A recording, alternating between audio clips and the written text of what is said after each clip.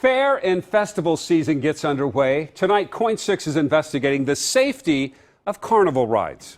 This whole side of my face was covered in blood. And I'm like, what in the heck is happening?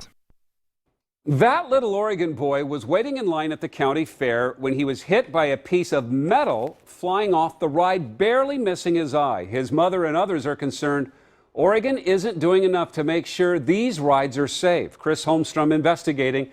And Chris, you found out other states do have inspectors. Why not Oregon? You know, basically what it comes down to is money, but I found out in Oregon they issue permits to carnival companies like this one, but that's it. They don't independently verify to make sure that these rides are safe. They leave that up to the vendor, and people I spoke with say that's not enough, including one family who felt the effects of an unsafe ride firsthand. We're going down to the barn. At just 10 years old. Come here, kibibs. Come here, kibibs. Brendan Haas is braver than most. His bravery was put to the test at the Jackson County Fair last summer.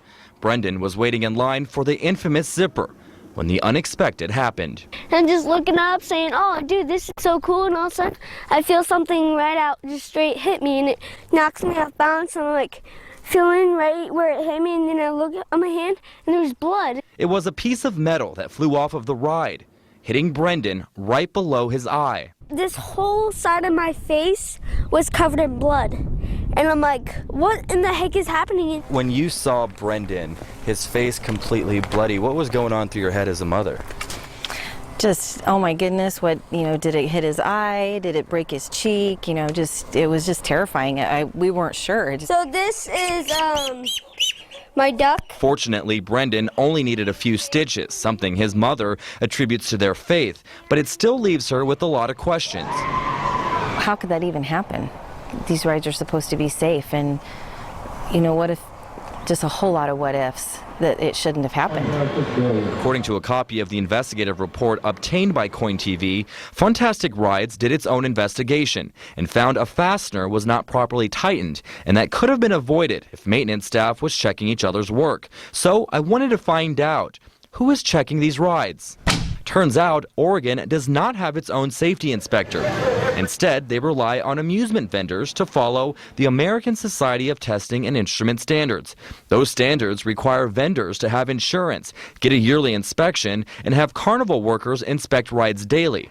Oregon issues a permit if the company can show they've done that. But there's no state agency to independently verify the information. I would hope this accident forces the state of Oregon to relook at this and get a state certified inspector to come in and make sure that these accidents don't happen.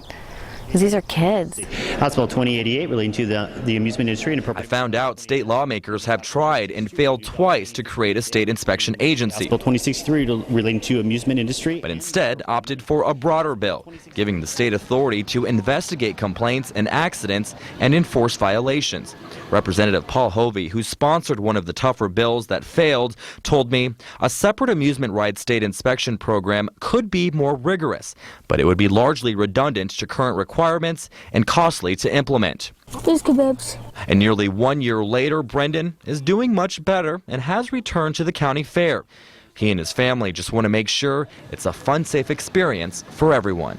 And I'm already a kid, and I already have a lot of different stuff in my life that I don't want to change.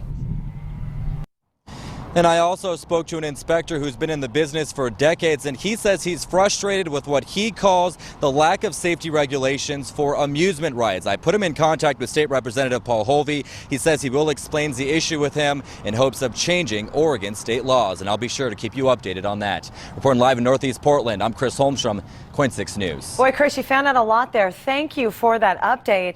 And for more information, of course, you can go to our website, coin.com, where our web team has put together an interactive map where you can see what regulations other states have.